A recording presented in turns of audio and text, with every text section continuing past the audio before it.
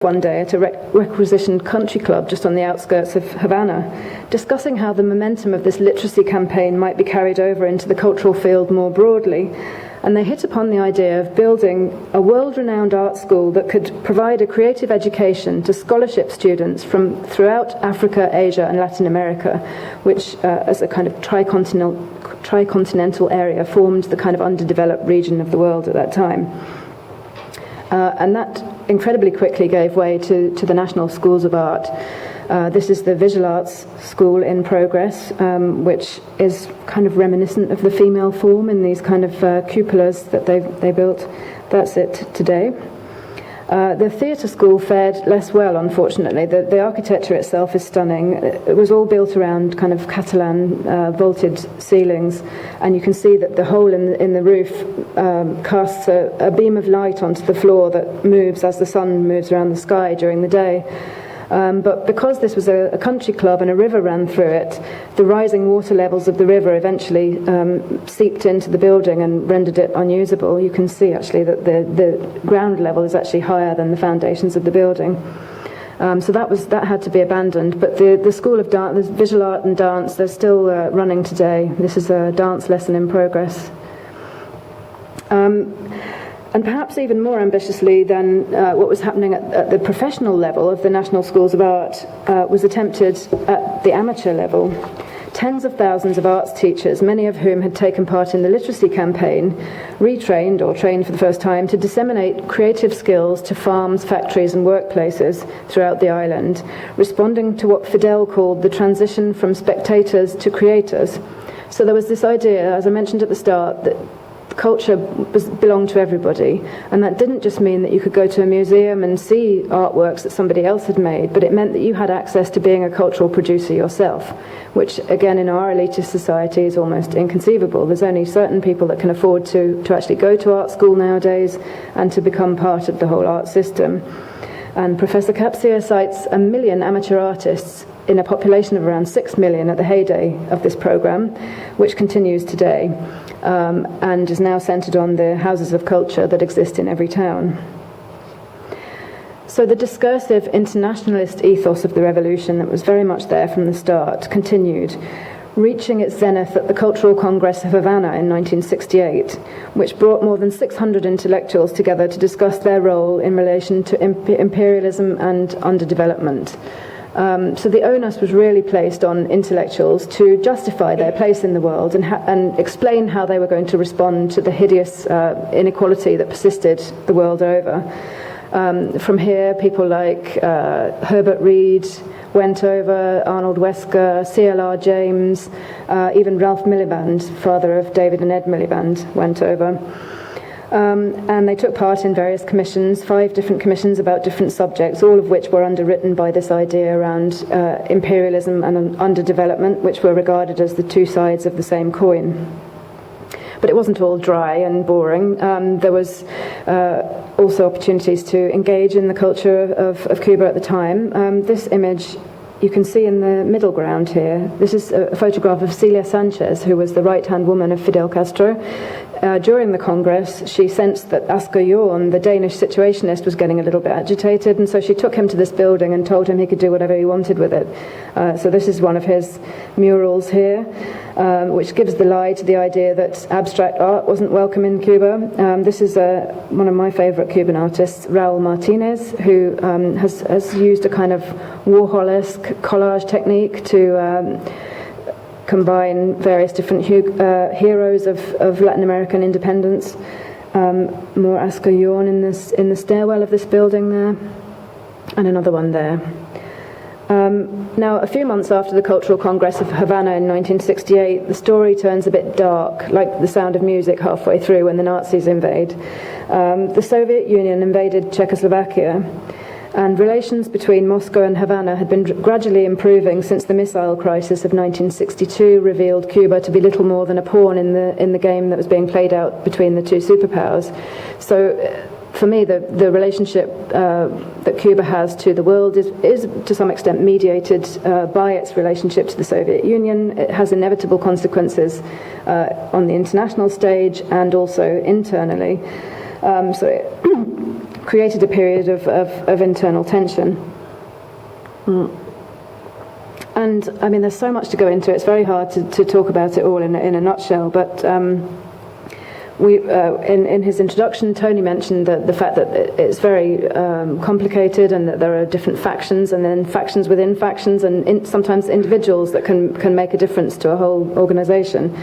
And so it's by no means simple. We can't just say that this happened and therefore that happened. But I suppose the thesis that I'm trying to draw out in the book is that there were those who wanted to adopt a very orthodox form of Marxism or communism, who'd played very little part in the insurrection, actually. The Communist Party only joined the revolution or the insurrection a couple of months before victory was declared. They were really anti the idea of armed struggle and railed against it.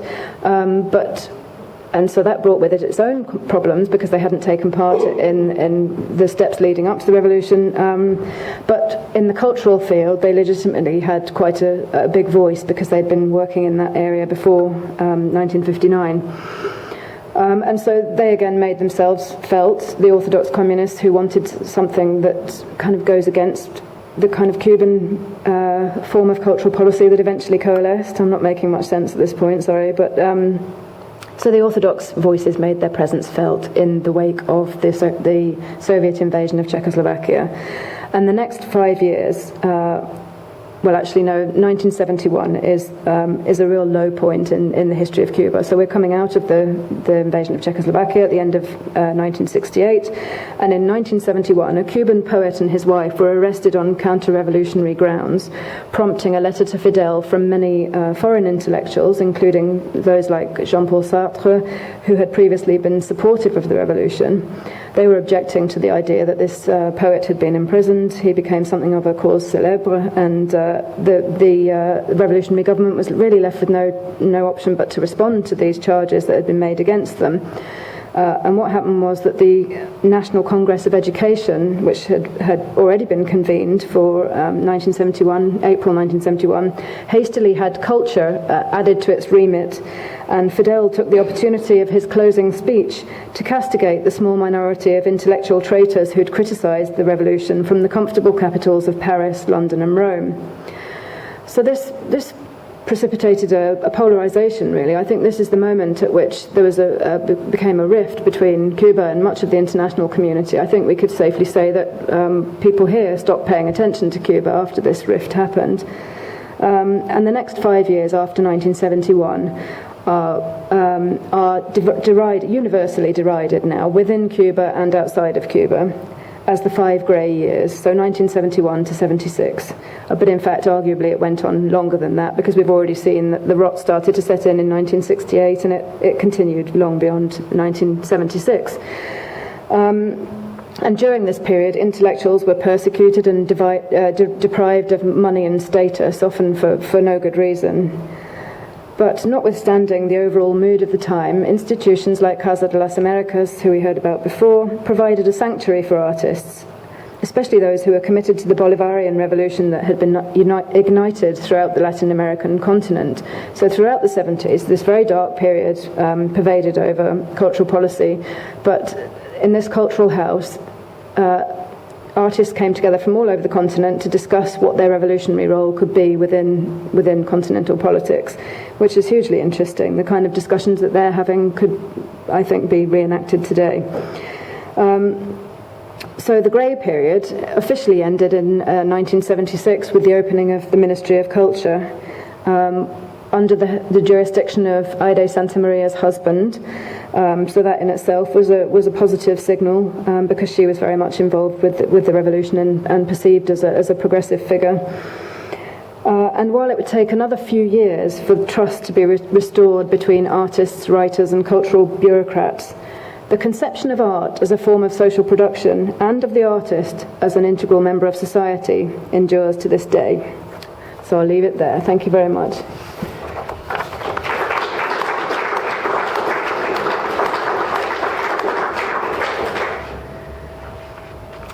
Okay, so we can have a think about that documentary if you want that at some point, or we can start chatting. Do you want us to do it right now? What do people think? Would you like to see a documentary from... Yeah? Okay, everyone's nodding, so I'll just do that. Shall I swap it over to my computer and screen it? Or just, do you think it's online? Yes, it probably is, yeah. So why don't we just go online and screen it from there?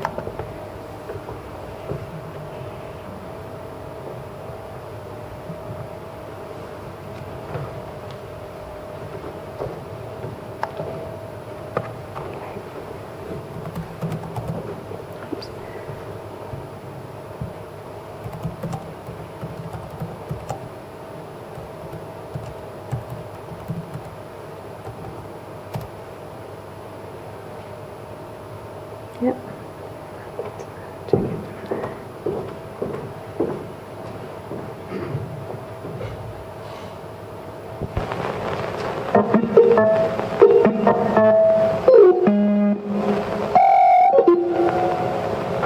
Bueno, la unidad de móvil desarrolla la función de llevar películas a los poblados campesinos.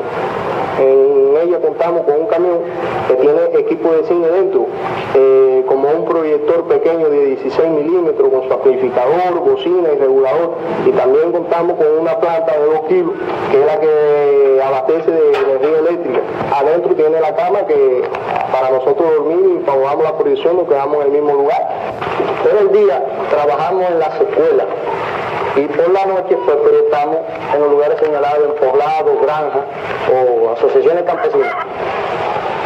Prácticamente nuestro camión es nuestro centro de trabajo y nuestra casa a la vez. Nos pasamos 26 días sobre él, día y noche. ¿Ustedes conocen algún lugar acá donde todavía no hayan visto cine? Sí, yo conozco un lugar ahí que por lo intrincado y por los lugares tan malos que es, no se ha podido entrar, es Los Musgos, que está en el macizo montañoso de Guantánamo y Baracoa ahí, no se ha podido entrar, de verdad que no he podido llegar con el camión.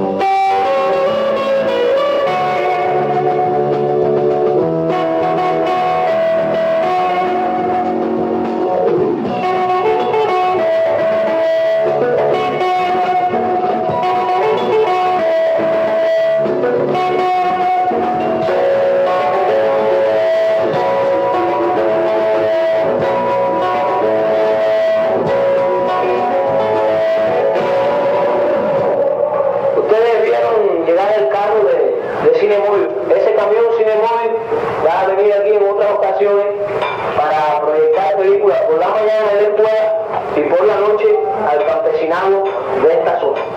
Entonces hoy se va a pasar películas aquí por la noche para que todos los compañeros puedan ver esa película, ¿verdad? Delia y David, salgan ahí que la quieren ver de afuera. Vamos. Sí, vamos. Yo quiero que ustedes me digan ahora si ustedes han visto alguna vez las películas. Yo cine. ¿Tú no has visto cine? ¿Nunca has visto cine? Sí, me he visto. Tú me dices que en Caujerito había visto cine una vez, ¿no? Yo no he visto tantas cosas. No, pero cine tú me dijiste que había visto uno y en Caujerito. No, yo no sé lo que es cine tampoco. Ahora yo lo que sé es que yo lo que vi es cine y película. Yo quiero que usted me diga quién por aquí no ha visto cine.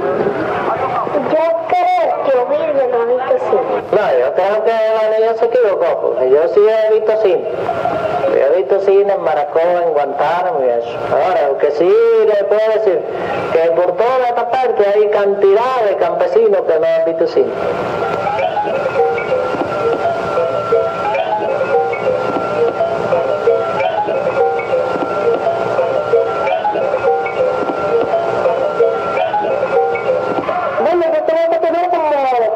Como 15 años que yo vivo por aquí. No. De hora de Jalco. Tenemos como... ¿Cuántos años podemos tener? 16 años. Yo no tengo dirección de ninguna aquí. Pues yo no he ido, no salgo a ningún lado. Yo aquí no salgo a ningún lado. Aquí no se puede salir a pasear por ahí ni nada. Yo tengo 12 hijos y nietos. Nietos, ustedes me dicen cuánto. Tengo tantos nietos que Dios sabe, Dios sabe los nietos que yo tengo, porque tengo para la parte de Baracá, tengo. Y tengo aquí.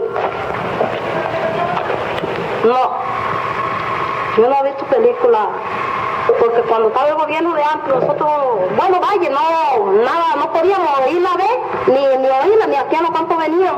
¿Y qué usted considera que puede hacer la película? Puede ser alguna cosa de importancia, cuando ustedes están tan interesados a ella, tiene que ser alguna cosa muy bonita y de importancia. También puede ser que sea un pueblo muy grande, que tenga muchas cosas de importancia. La película es muchas cosas que se ven cuando dan el cine, ahí en el cine. Se ven las y se ven muchachas bonitas, se ven niñas bonitas, y se ven matrimonios, se ven todo lo que uno, caballería, guerra y todo. Ahí el cine yo no lo he visto, usted sabe. Yo no lo he visto, pero me considero que sea una fiesta. O un baile, una cosa así, aunque yo no lo he visto, no puedo decir cómo es. Y ustedes es lo que yo quería, que yo quiero verla, a ver, para saber lo que es, que no quiero que nadie me cuente.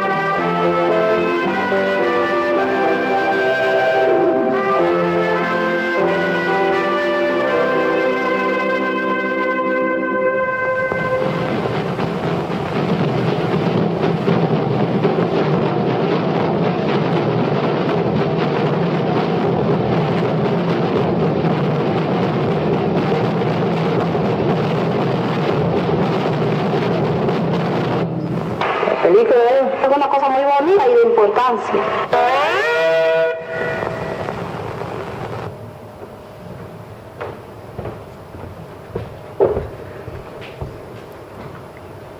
Good old YouTube. You don't need to go to Cuba anymore. You can do your research from here. Great. Should we shut this down? Just, yeah? Or is that bad with a PC? Put it on standby? Okay, yeah.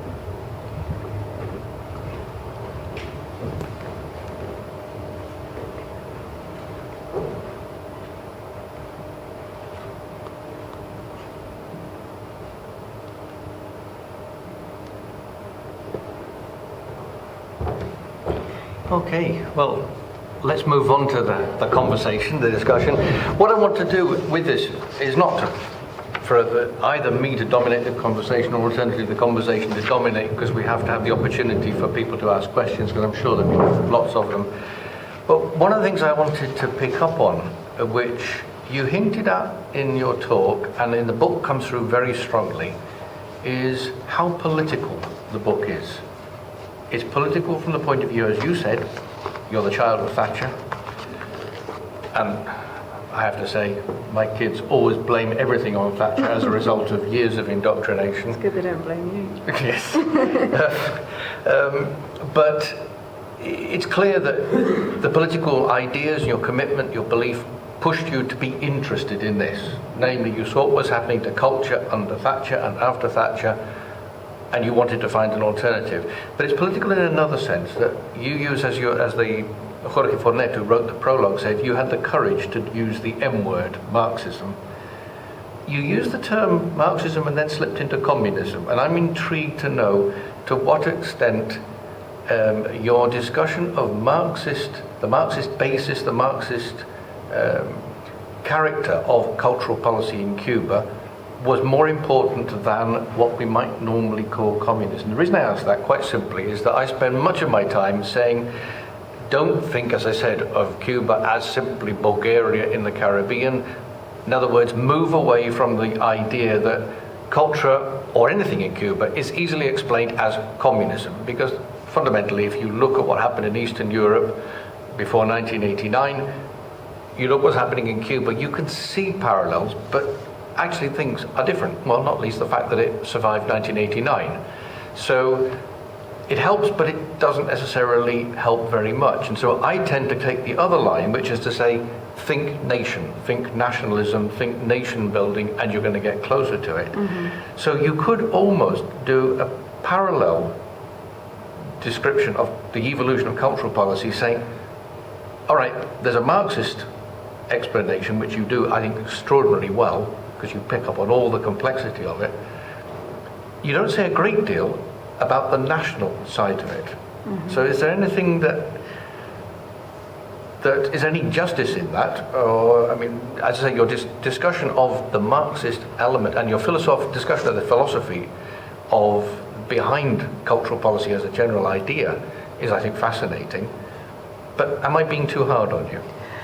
Possibly, yeah, although I don't see that as an accusation particularly, but I can elaborate maybe and try and make a distinction. So I suppose one of the things you have to do when you embark on a study of Cuba is anticipate all the criticisms that are already there in the air in previous things that have been written and things that people ask you as you're doing it. So if you read a lot of US literature, well, some of it will claim that it was this kind of communist revolution being fermented in the breast of Latin America.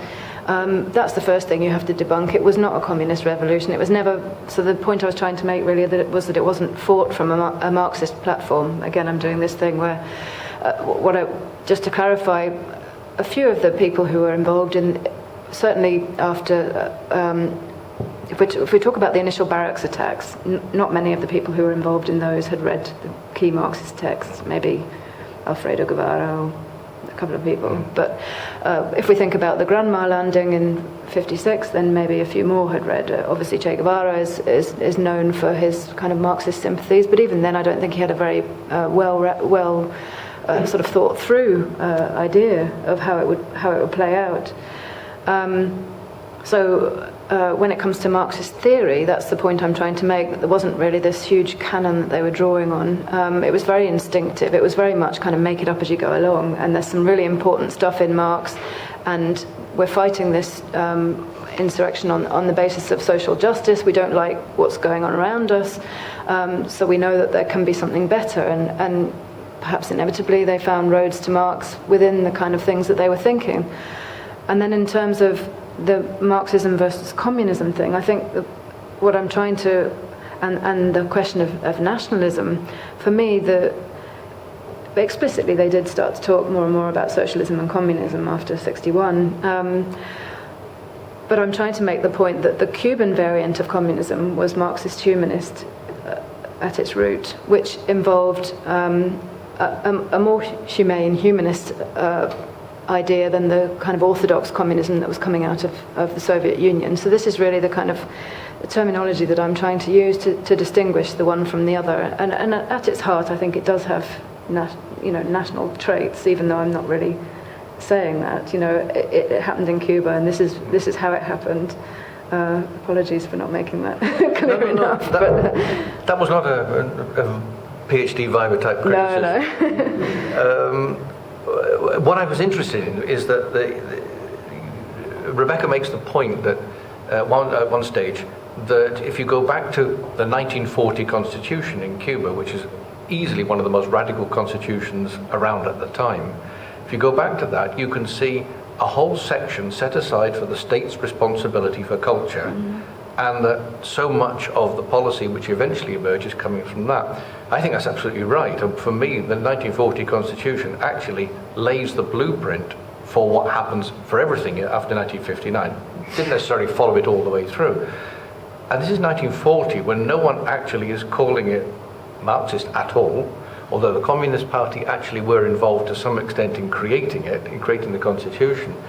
But what comes across is that actually it's a socialist constitution. It isn't necessarily Marxist, it isn't certainly communist in the conventional sense of 1940, but it's socialist, without any doubt. And so although it's interesting you say 1961, they start to call themselves socialist, the interesting thing for me about that is that if you look at what happens in Cuba, it's always referred to as the declaration of the socialist character of the revolution, 1961.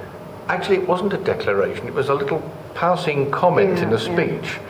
And no one batted an eyelid. Everybody, okay, that's fine, that's what we've got. That's what we've been doing. We know. Mm-hmm. In other words, they all thought it was socialist. What they didn't know was whether it was going to be Marxist or not, because, you're right, they didn't understand it. Yeah. And obviously that's a very provocative thing to say if America's watching. So I think it was probably done for that reason, that they made it explicit at that moment, carefully, The interesting thing there is that if one of the things as well you said, I think very importantly, about institutions, are important. What was the phrase you used? It wasn't quite learning by doing, but it was make it up as you go along. I find that fascinating, because if cultural policy results from the institutions rather than the other way around, that must present a completely different way of looking at things. Can you give us an example of how that actually works out? In Cuba or here? Yeah, in Cuba, Well, in terms of the two, I think the two institutions I went into in some depth had their own mandate. They had relative autonomy, and they were able to just pick up the ball and run with it. They had, I think, great autonomy in those early years. And I think because there were two, I didn't really go into the individuals involved, apart from Aire Santa Maria, who I mentioned, but the person who was also at the head of ICAIC, the Film Institute, both of them had very solid revolutionary credentials. They'd been involved in the insurrection, and they were very much trusted by the leadership. And again, I think that's really important in terms of them being able to explore their own mandate. And the other thing that's super important, I mentioned already that creative producers were involved in formulating cultural policy at these regular congresses that happened. They were also very much involved in the institutions themselves. So it wasn't really a case of a top-down institution in the sense that people often like to think when they think about Cuba. It was the idea that artists and writers and various people would actually help to make the institutions. Would you say that was a fair assessment? Yes. Yeah. I mean, your point's interesting, because it's unthinkable here that we would trust institutions to formulate cultural policy and for that to be shaped around them. But I think there's something really unique about the character of these institutions that makes that somehow acceptable, because this is where the culture's coming from. It's emanating from these umbrella organizations, which is what they are. so somehow it has its own momentum and its own dynamism that is perhaps inconceivable here.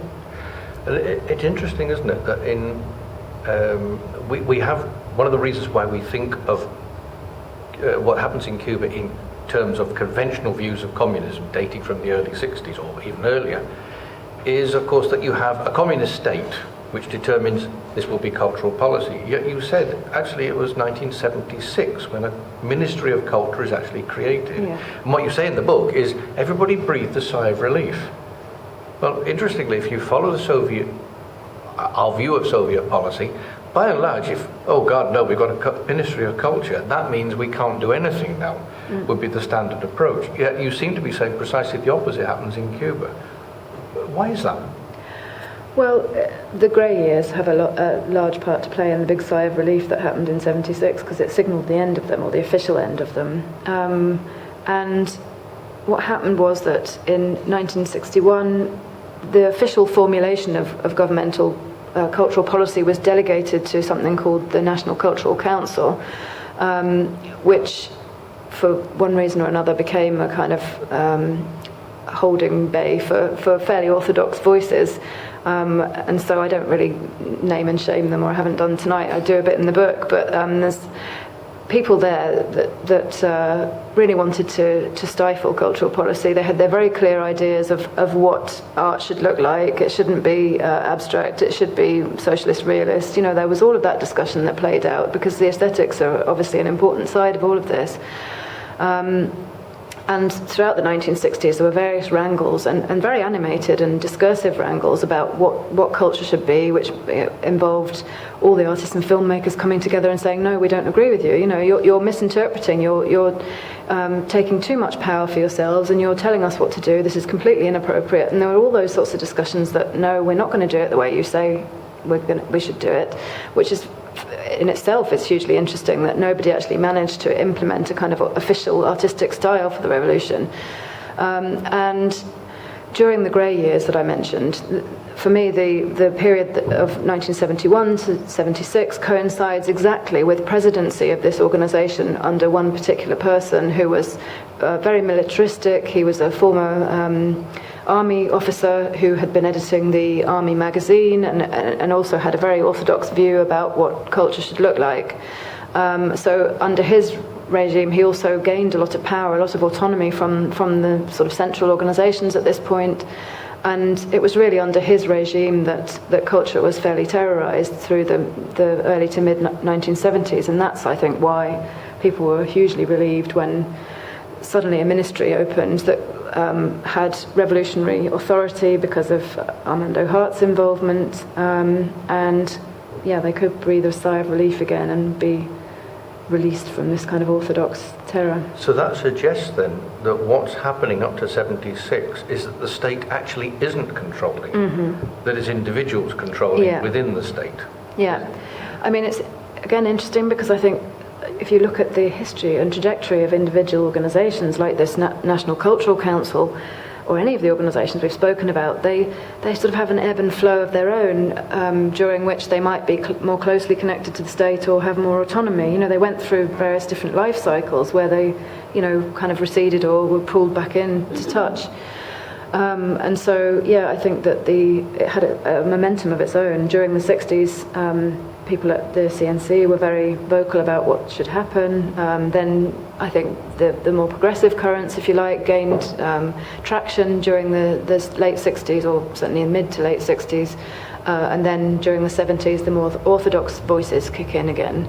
It is, for me, it was a massive detective story. I didn't know a single thing about any of this, and so it was really, as you said in your introduction, it's about piecing together the individuals who make this up, because human agency has to be a part of this story. It can't just be about structures and top-down authoritarian. It's just not like that. It's about finding the individuals responsible for these various different waves.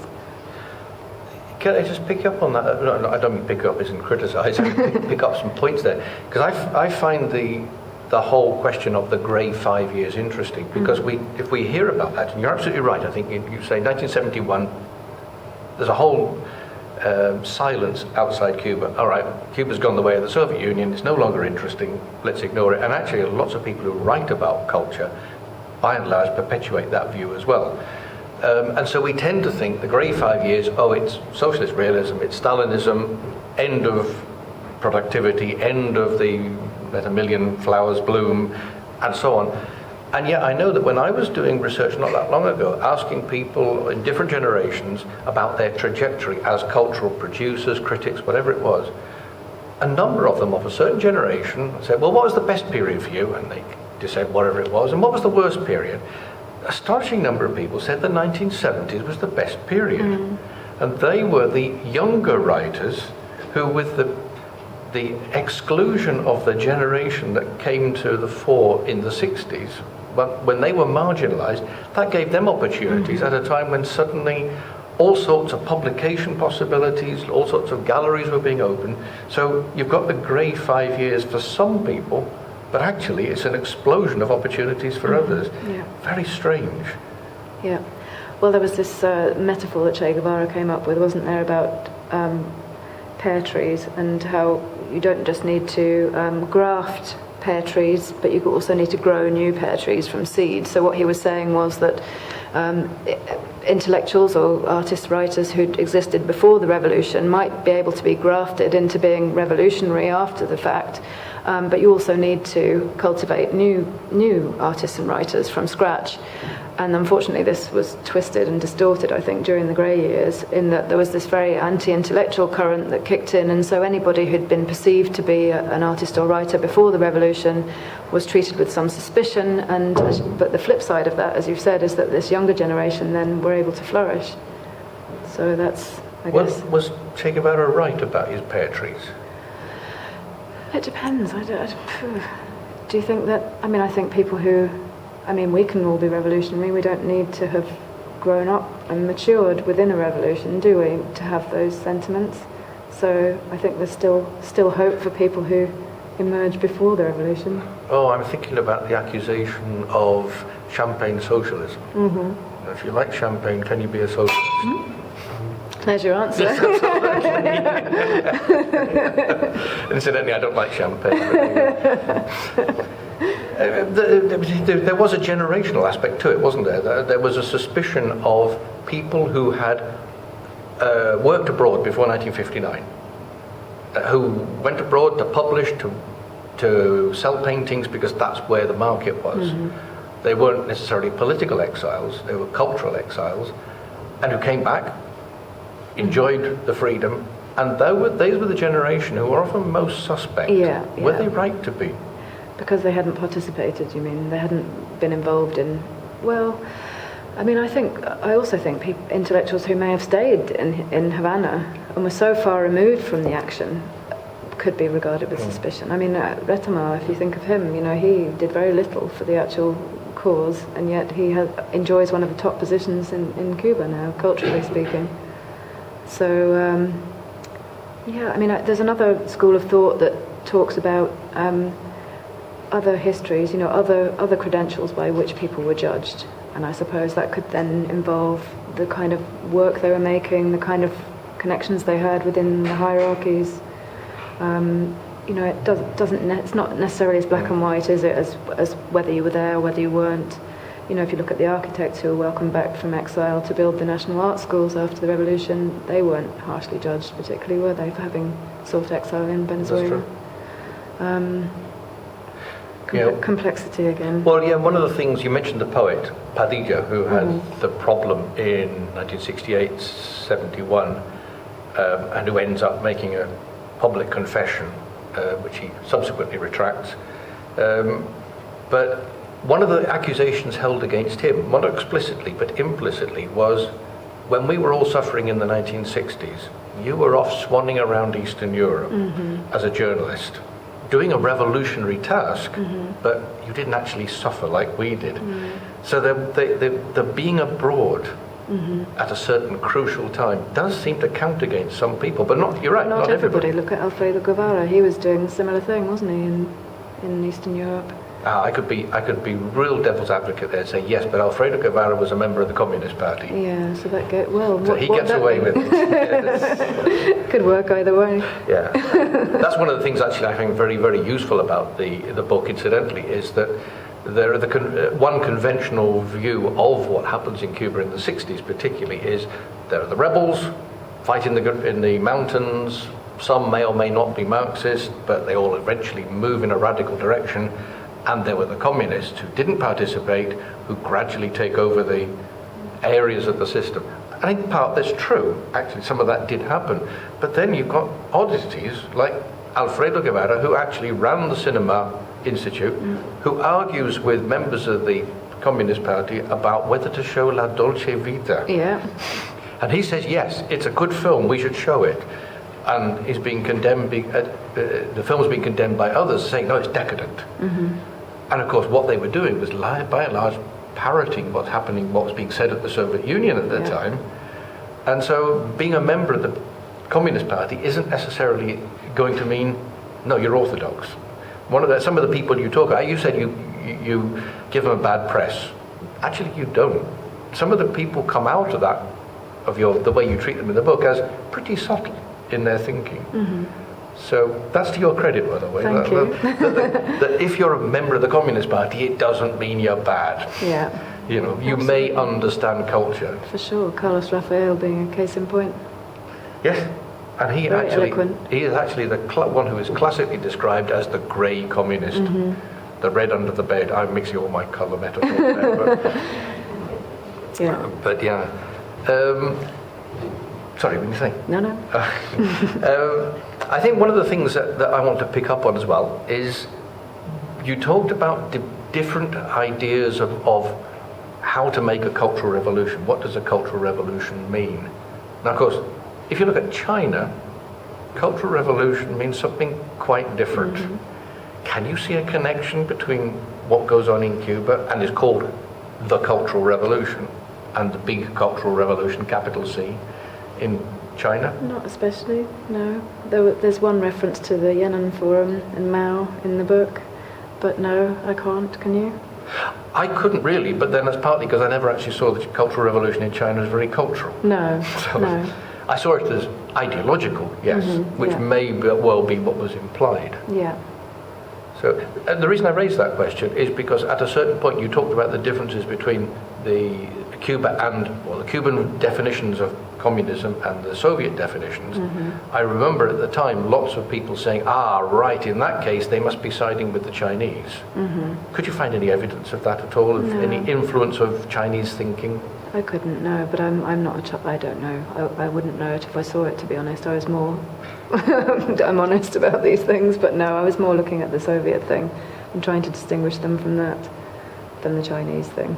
Okay, to put it another way then, I'll just come back to that. Could you find Soviet thinking in the cultural policy that you actually saw emerging and which clearly you're interested in and you find pretty good by and large?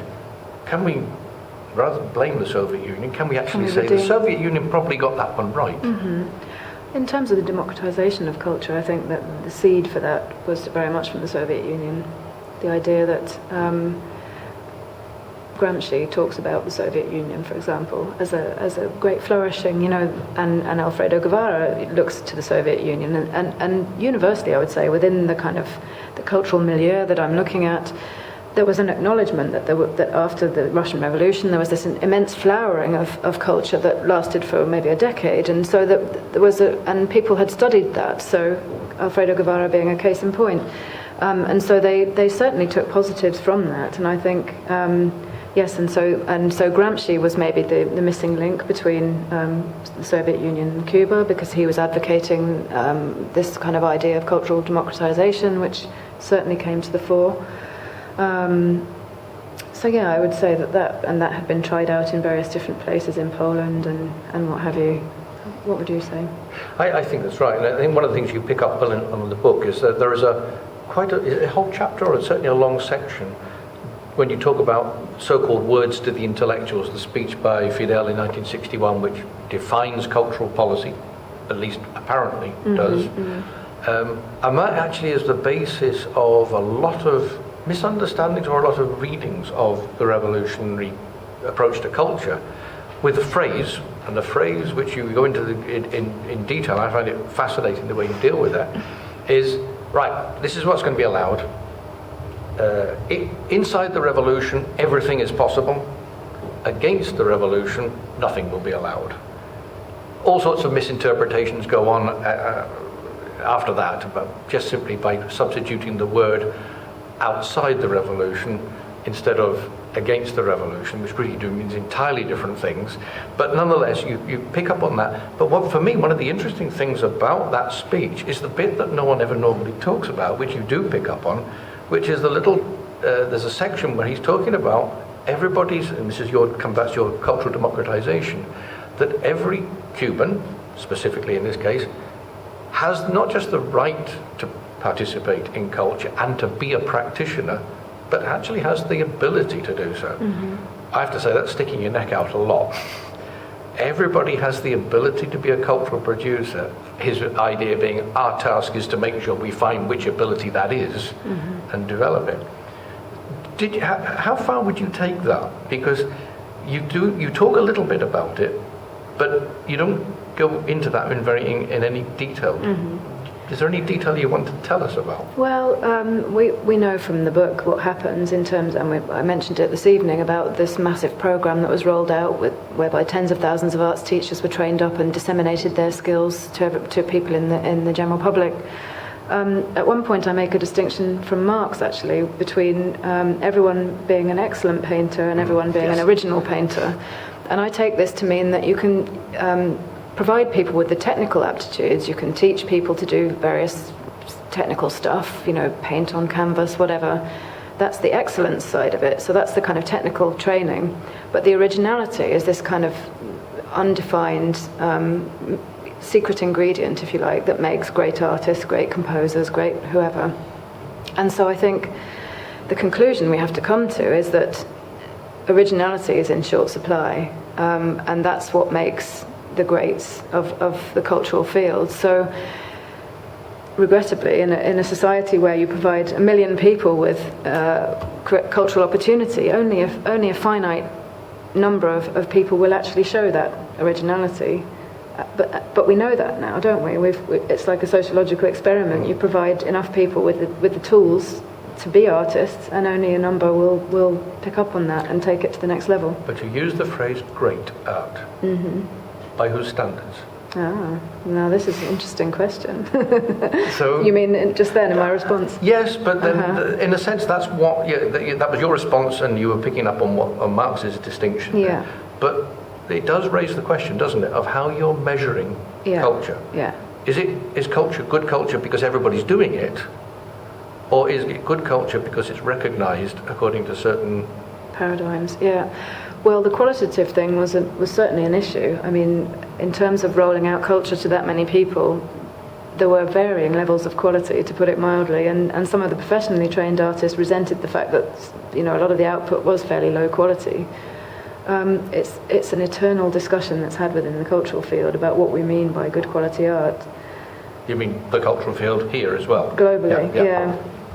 And who has the right to say what is and what isn't, and it might change from one moment to another. But I think it's also important to mention that Cuba was very much plugged into the international mainstream. They weren't isolated in their thinking, so they knew what was going on more generally in the cultural field.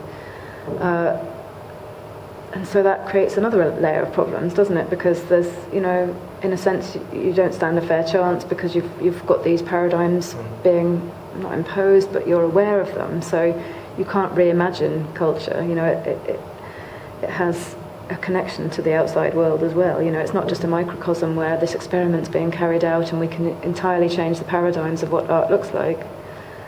If it But you must have standards of some sort, mustn't you? Otherwise, how are you going to decide who gets the grant and who doesn't? Well, they did, didn't they, in terms of the amateur program? Yeah. I would say peer review generally works the best, and that I think you see that coming through. That, as you would imagine in an ideal situation anywhere, really, that artists and writers would decide which artists and writers benefited from grants or deserved the grants. That reminds me about the Jeremy Corbyn arts plan. Did anybody read Jeremy Corbyn's arts plan from yesterday? Because he's talking about doing something very similar, actually, to what they tried in Cuba in terms of making art accessible to as many people as possible.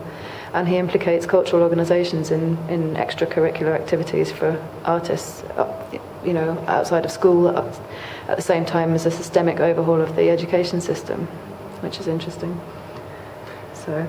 That's okay, no. In fact, that might be a good point to actually now start to open it up, yes? I'm not sure how we organise this. Okay. You'll have to I'll rely on you doing that. I can't see anybody out there.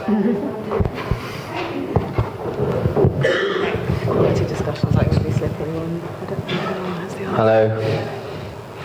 Thanks very much for a very interesting talk. I was wondering, in terms of the idea that culture produces happiness, have there been any studies to show that happiness and well-being, has that achieved a sort of, obviously it's difficult to gauge, but we know that in the West that the psychopharmacology industry is kind of reflecting a deep unhappiness, you could say,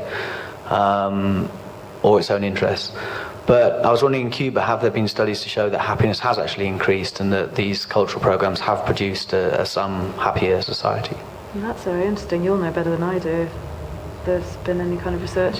Yes, there have been studies carried out in Cuba by Cubans, but one of the problems actually is that much of the research, the cultural research that's done in Cuba, tends to be quantitative. So you tend to ask people almost how happy you are, and how you measure that is going to be problematic. So they're particularly concerned to make sure that people are not being made unhappy by their lack of access, rather than measuring how happy you are because you have the access. So it is how often you go to the cinema. It's that sort of thing. I do know someone actually who is starting to work on that, which is actually linking culture to well-being as part of a global picture of well-being. That's actually quite complex as well, because how on earth do you measure it, whether you're Cuban or not? So the answer is very little has been done on it, except that everybody senses that there's probably something there. I guess suicide rates is one of the key indicators, but that's obviously linked to economics of things as well. But that's true. But quantify it. How many suicide notes are? That's right. Yes. I mean, here, just to flip the discussion around, here, well-being has become almost meaningless as a term, I think, since David Cameron started using it, and there have been books written about the happiness industry and that sort of thing, the idea that there's big business to be made. If anyone's seen the recent Coke advert, compelling everybody to be happy, as if it's some sort of state that can be conjured from nowhere. There's also some interesting things that I saw online recently about the relationship between happiness and the socio-economic situation that you find yourself in, which seems fairly obvious. So for that reason, I think, we probably have fairly low happiness indices here. I think, personally, I'm interested in empathy studies and the link between empathy and happiness. And I think that some cultures might produce a greater sort of empathic response because of a sort of equilibrium or equality, whereas more unequal societies inevitably produce less empathy. Yeah. Have you read The Spirit Level? No. That's a great book. I'm about to start a PhD in this. I am very interested. I'd really recommend that.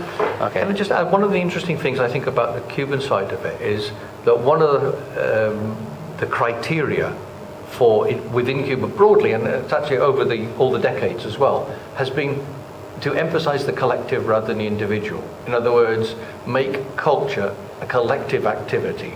Hence, cinema is really important because you're all watching it.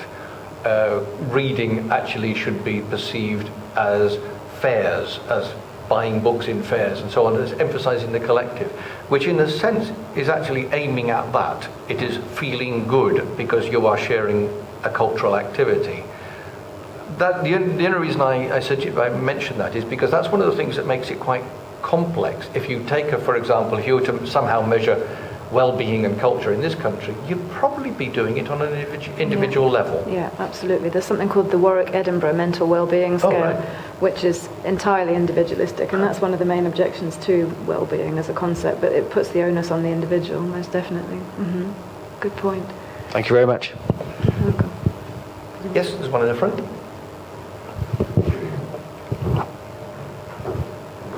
Our assistant will move amongst you. know, I'm very interested, having seen lots of evidence in Cuba, of UNIAC, the idea of a union of artists. Would you like to clarify their role and function, please?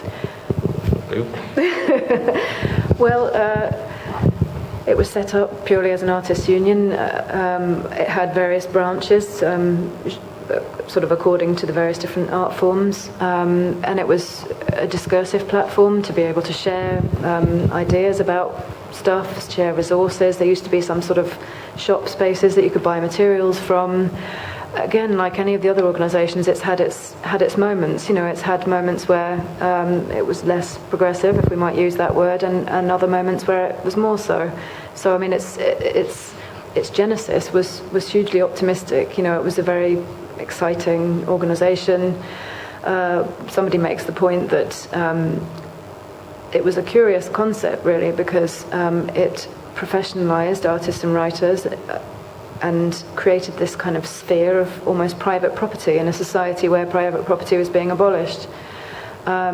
It also had a parallel with what happened in the Soviet Union. So in 1934, when the Soviet Union's cultural policy became pretty damn repressive, they had an artists and writers union that came out of a big cultural congress, and during the Great Terror, many of the artists who joined the union were executed. So, you know, it's important to make the parallel with that it came out of a cultural congress in the same way, but in no way was it similar to that kind of organisation. But maybe Tony could talk a bit more about the history of the organisation. Well, no, I'd read it in here, to be honest. But as Rebecca says, it was a problematic institution in many people's eyes because it was automatically related to what happened in the Soviet Union. There was indeed a union of writers and artists in the Soviet Union, and it was seen as following the communist model, not least because the first president, Nicolas Guillen, was a lifelong communist. He was also a bloody good poet, and actually probably the leading poet at the time, so there was a certain logic to it anyway. And it was seen by many writers and artists with suspicion that this is actually going to control us. And particularly because it also ran 2 journals, so if you got published in the journals, and it ran a prize, an annual prize, still does, so you could see that it was seen potentially as setting a narrow paradigm for this. These are the parameters. Having said that, it actually did function at certain times as a trade union, quite clearly. It did argue for better pay, better conditions, especially in the 1980s. But there were always problems. One of the reasons, for example, is that in order to become a member, you had to have a certain number of publications or art exhibitions or whatever. You didn't just simply join it because, hey, I want to be a writer, so I'll join it. You had to have proof that you were professional and with a degree of success. Now that created an enormous problem in the 1990s when you simply didn't have, with the collapse of the Soviet Union and the collapse of the economy, you didn't actually have the material to publish a lot. So they had to change the rules completely, and it became much more fluid about who should and shouldn't be a member.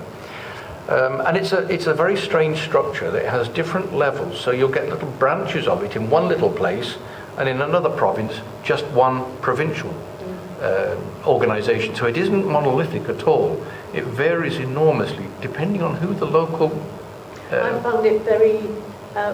When I had conversations with people, it was quite clearly a very powerful organisation, and it was very much selective who were involved. But what I also found was that people were setting up alternative organisations to actually get a sense of alternative solidarity to group against the power of UNIAC, which I thought was quite.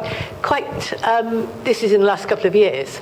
So you're actually talking about people who recognise that institutions aren't always a positive force, and that to have creativity, you actually need to work outside those institutions sometimes. Mm-hmm. And that was not a hidden element. It was something which I found was quite overt. Open, yeah. Yeah.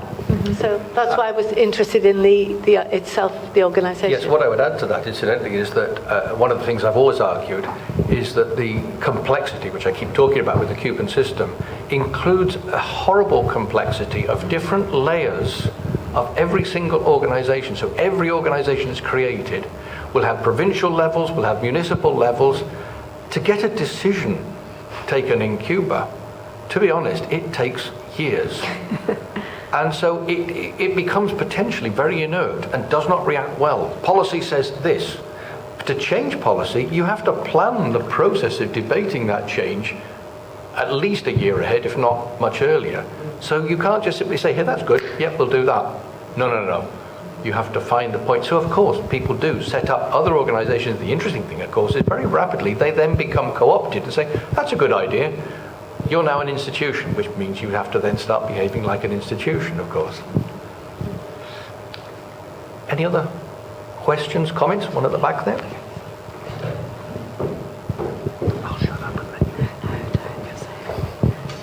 First of all, just with regard to champagne socialism, I spent some time in Ukraine, and in Odessa, Ukraine, there is a champagne factory, and I think Champansky Zavodi were across the whole Soviet Union. So you have a factory for making champagne, just as you do for other products or cultural products as well. I think the SWP would have something to say about that, probably. Sorry. Yeah, but my other question really is. Across in other Soviet countries, then, where there are cultural institutes that impose a top-down style of what the artists within them should be doing, then we have identifiable styles, artistic styles, whether socialist realism or constructivism or whatever it is. So then, if the Cuban system is different and it is a bottom-up and there are not such impositions, did any coherent styles develop, or did it just remain with just diversity? Was it possible to innovate without some predominant style taking over and being identified as the style of socialism in Cuba? Yes, I think to answer that, diversity was very much thriving. When you were speaking, I was thinking in terms of movements. The one that springs to mind is the kind of new realist movement among the filmmakers, which drew very heavily on the Italian New Wave and was resisted also within Cuba. So there were younger filmmakers who were reacting against that also. There was certainly flexibility to change styles. So someone like Raúl Martínez, who you saw there with the collage in the background, the sort of Warhol-esque, very colourful leaders of independence movements. He hadn't been doing anything like that before the revolution, and he kind of changed his style afterwards. I mean, I think there was a diversity, there was a plethora. There was certainly abstract art. I can't think of any restrictions or tropes that were imposed, or can you? It's a tricky one. It's a good question, because I think there's such a variety of genre for a start. So what might be the style in architecture or in plastic arts or whatever may well actually not be replicated elsewhere. So cinema is often a case on its own, but not necessarily. What's interesting, I mean, I know someone in the audience actually is more of a specialist than me on this, but the interesting thing is that socialist realism, as we understand it in the Soviet Union, as we understand it, not necessarily as it was meant, actually probably didn't exist very much in Cuba, and everybody in Cuba simply says, no, there was one book that was socialist realism, and it is a genuinely awful book. In other words, if that was social realism, then heaven help us. Of course, there's an argument that it actually wasn't socialist realism anyway, that's been misunderstood. But there does not seem to be a single, this is what you must do, except, of course, you get recognition by prizes. So I come back to the question of what's good art. Mm-hmm. If a committee, whether it's the Union of Writers or it's whatever, because they're prizes galore, says this is what we're going to award the prize to, effectively they are setting a possible canon. And that may well, if it happens the following year and happens the following year, hey, you've got a style. Mm-hmm. There's no evidence that it's happened like that necessarily for any length of time. In fact, even during the grey years, it wasn't a style so much, it was a political behaviour. or perceived political behaviour that was determined. Is that fair enough, do you think? Yeah, I would say so. I mean, there are accusations that the Casa Prize had a sort of documentary turn at one point, the very quick kind of revolutionary fiction. What was I going to say? There was something else as well that came to mind there. Oh yeah, but there were also fights within juries, of course. You know, when UNIAC published a collection of Padilla stuff, was it Padilla? Yeah, and printed a retraction, you know, saying that they didn't necessarily support this, but they had to publish it anyway. So, yeah, again, I don't think the juries were, or the institutions were monolithic. The juries had jurisdiction over the content, didn't they? And often they were... Not afterwards. Not afterwards, that's true. After that, it became Latin American-only juries, yeah. Yes. Was there any sense in which the communities in which the art was being produced and for which it was being produced were themselves able to actually judge amongst themselves, say, we like this, and make a consensus decision amongst the people it was being produced by and for? Well, I mean, I think the proof of the pudding's in the eating, really, I think, and film being a very good example of collaborative work. You know, often films were directed by more than one person. You have collaboration at the sort of directorial level, and I think through that dialogue, work was shaped, would you say, collaboratively? I think it's interesting because it's difficult to measure that, of course, except the movement of aficionados, the enthusiasts, you know, the lay, you know, the people who are self-taught or whatever. They're often taught, well, they're usually taught, in fact, in workshops. There's a whole Nationals network of workshops. And there was a moment when the professionals who were starting to innovate, who were trying to keep up with artistic fashions elsewhere or develop new fashions, actually saw the artistic products of the workshops in whatever field as very mundane, boring. We've gone way past that. So in a sense, what the workshops were actually doing was perpetuating, in their view, an old-fashioned view of what art should be. That isn't necessarily true, but of course, you think about it, if there's a curriculum, there's a curriculum. That's what you follow. And it's much more likely that the workshops would repeat a curriculum than the artists, generally, the professional artists, would necessarily follow a style. So you can see a mismatch there, potentially. The interesting one, actually, for me, is bringing it right up to date, actually is film.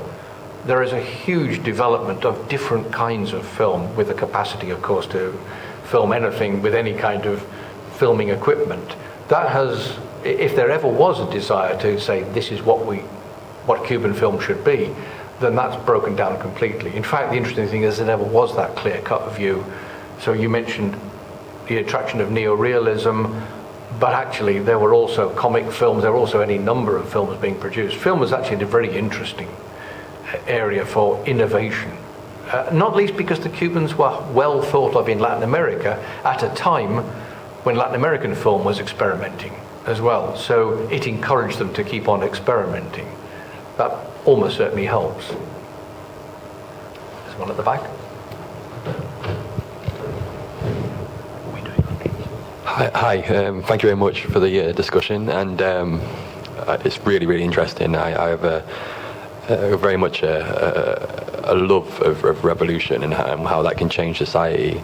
But I often find, through my own personal studies of revolutions across the globe, is that it's still very patriarchal, and it can exclude the voices of women and minorities.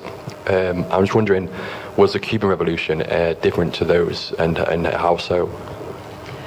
Well, you may argue this differently. It's certainly accused of that. But from my study, I would say not. I mean, if you think about women, I mentioned two very important women in the cultural sphere. Celia Sanchez, who was Fidel's right-hand woman. She was incredibly culturally literate, and she was one who took Ascayón to the offices there to decorate. And Aide Santa Maria, who was relatively undereducated compared to a lot of the revolutionary leaders, but she acted as a bridge between the cultural world and the revolutionary leaders. She had a very important pivotal position, and yeah, without her, I just can't imagine what it would have been like, really. In fact, the book is dedicated to her because she's such an important female within the revolution. In terms of minorities, Nicolas Guillen, who you mentioned, was of Afro-Cuban origin.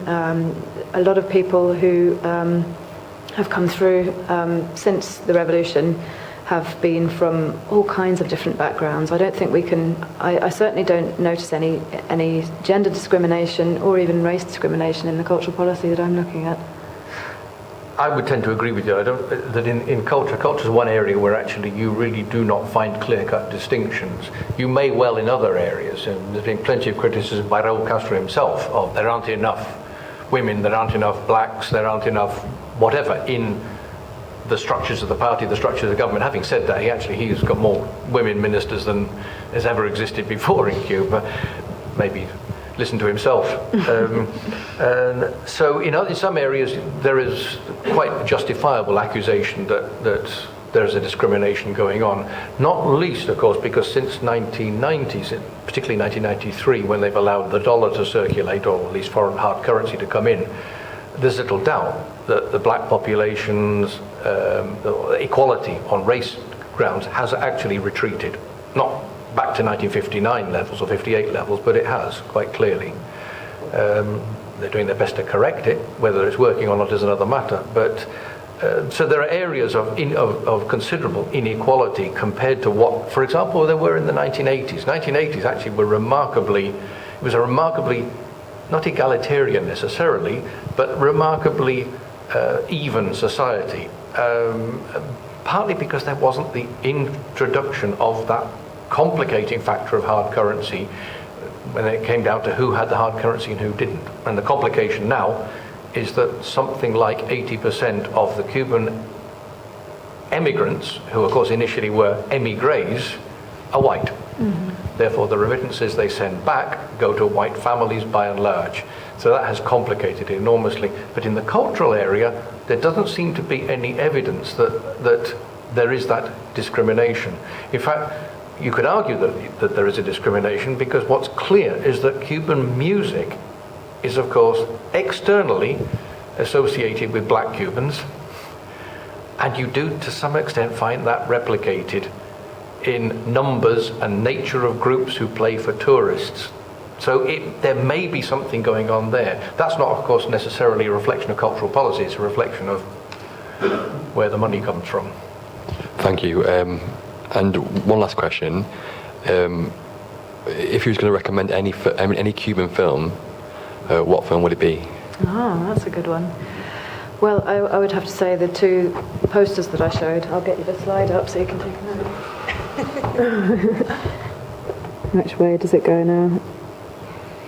Those two. Those would be my two recommendations. Oh, yes. And in terms of recent films, there's a very good one called Ciudad en Rojo, which means City in Red, that was based on one of the old sort of documentary novels that was a Casa de las Americas prize winner from the 60s. So that would be my top three. You know, I'm sorry, but senility has just kicked in. I cannot remember the title of the film. Conducta. It's about primary school, teaching in a primary school. I just cannot remember. There's an adjective with it which I cannot remember. I do apologise. So look, Conducta, Cuban film or something like that. It really is very good because it's very subtle. It's actually broaching the issue of religion. It's broaching all sorts of issues and not preaching at all. You come out of that thinking, ooh, that's interesting. Actually, there is one really good one. Yes, Sweet Havana. Definitely. Not a word said in it. It is really just scenes, a whole series of scenes and music and sounds. Sounds are the heroes of the film, the protagonists. Magnificent film, it really is. And it just picks up on daily life, the grind of daily life, but also the survival of people generally, mixed attitudes to what's going on, including people who are just about to leave. Really is a very, very good film indeed. There are so many to choose from, aren't there? Yes. Anyone else? Yeah, I just wanted to I think we should probably wrap things up, but I wanted to ask a question, sort of bringing it back to where you started, which was Thatcher in the UK, and sort of wondering about, because many of the things you talked about in relation to Cuba, I recognized from my own research on the community arts movement in the United Kingdom, and the sort of efforts of the democratization of theatre, for example, and even state support. You know, for example, in 1981, there were 120 state-supported community theatre groups many of whom were engaged in very political work in communities and things like that. So I'm sort of wondering about whether there was a conversation at all between what was happening in Cuba and what was happening, obviously here, not in a mainstream super governmental way, but was something that was creeping into mainstream cultural policy here, and whether there was any kind of relationship between the two spaces, or whether that was more of an atmosphere around the arts in the 60s and 70s. It's something I don't know, and similarly I think things at the GLC were super interesting, exactly, and I don't know if there's any relationship between, if people were generally aware of this kind of thing. My instinct would be probably not, because as we've said, the kind of shutters came down in late 60s, early 70s, and Cuba ceased to be something that we could feasibly learn from. In terms of the community arts movement, that's very interesting, and it was the sort of last bastion of that kind of way of working, I suppose. The Arts Council itself had been set up to support exactly that kind of thing, so in the post-war era, that was really the model that they followed. I guess things came to a halt after that, didn't they? Yeah. Do you know if there's any relationship? No, I don't. And in fact, I think, although individual practitioners and people like Rebecca who are working in the cultural field are aware of what's going on and particular aspects of it, I'm thinking of ballet, for example. Yes, really interesting in what's going on. How do you encourage people to do it? How do you encourage people to develop? But it never necessarily goes much beyond that, partly because those individuals don't have much clout. Partly because the structures don't allow it. I have to say there's another problem as well, which is if you go to Cuba now and look for culture, you will find it all over the place, but what's happening now is it's increasingly following money. So the monetarization of the cultural picture is really something that is bringing new opportunities, enormous new opportunities, but it's changing the nature of things fundamentally. And that is a significant shift, which in 20 years' time, someone, maybe yourself, who can look at it and say, right, there was a policy, or they had to come up with a policy because it was changing things fundamentally, and it really is quite considerable. So if you do, for example, if you play music, you can make a fortune. If you write a book, you can sell it to the Spanish-speaking world, or you can sell it in translation, which means, by the way, if you sell it in translation, they have the publishing rights, and you can't then buy it in Cuba. One of the interesting things is Padura Fuentes, no one can easily get hold of his books in Cuba because they're published abroad, first of all. So there is a real change to the system as a result of that. And we were talking earlier, before this meeting, about the book fair, which was suddenly expanded in the early 80s, and it was an astonishing phenomenon, cultural phenomenon, where they took what was a biannual fair, principally aimed at publishers, very small. It suddenly became annual and became a mass activity, and actually at its peak, 5 million people were going to the book fair throughout Cuba, because what they did was hold it in Havana for 2 weeks, 3 weeks actually sometimes, and then go outside, so take a bit of it. In the end, at its peak, it was 40 places. Well, actually, there aren't 40 towns, large towns in Cuba, so some very small places were getting it. And that was where the 5 million came from, that going to some iteration of that fair. That's astonishing. I mean, think about it. That actually is like 30-odd million people in Britain going to a book fair, which you just can't think of. Well, it was costing a fortune, because they were producing so many books and subsidizing that in order to have those books available. Because there's no point in going to a fair if you're not going to buy a book or not going to sell books. So it became too expensive, and they've cut it back drastically. So money is coming into play there, because the budget can't afford it anymore. That, if there's a difference between Fidel and Raúl, Fidel would have spent it anyway. And someone else would presumably have done the accounting and said, actually, we've just run out of money. Raúl actually cares about the money. Partly because he's got to, or other reasons. So there has been a big change in state funding as well. Which wasn't an answer to your question, but I thought I'd answer. That's really interesting. Thanks so much, Rebecca and Tony, for this evening. I think it was a really great conversation, and I think I kind of felt myself wanting to hear more and more and more. I think it could have gone on for hours and hours, but maybe we call this a part one. And thank you very much for coming, and all of you for coming as well. Thank you. Yeah, thank you.